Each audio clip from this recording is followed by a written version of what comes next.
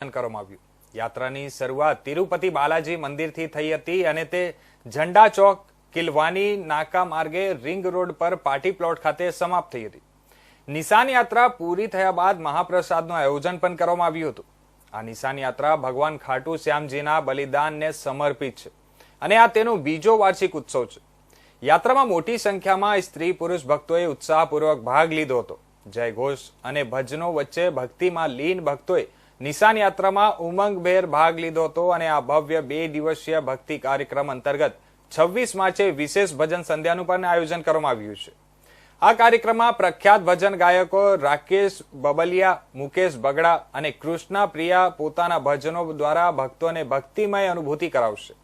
શ્રી શ્યામ કૃપા પરિવાર દ્વારા આયોજિત આ કાર્યક્રમ શ્રદ્ધા અને ભક્તિનું કેન્દ્ર બન્યું છે, જેમાં સિલવાસા અને આજુબાજુના વિસ્તારમાંથી મોટી સંખ્યામાં ભક્તો ઉમટી રહ્યા છે।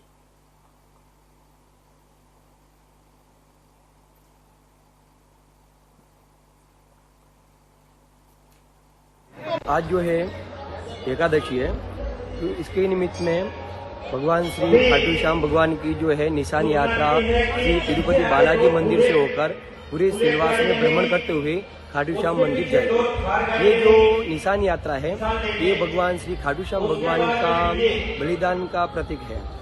ये जो निशान यात्रा जो होती है, जो भक्तों की जो मनोकामनाएं होती है या फिर किसी को कोई मनोकामनाएं मांगनी है तो उसके लिए ये निशान यात्रा लेके जाते हैं।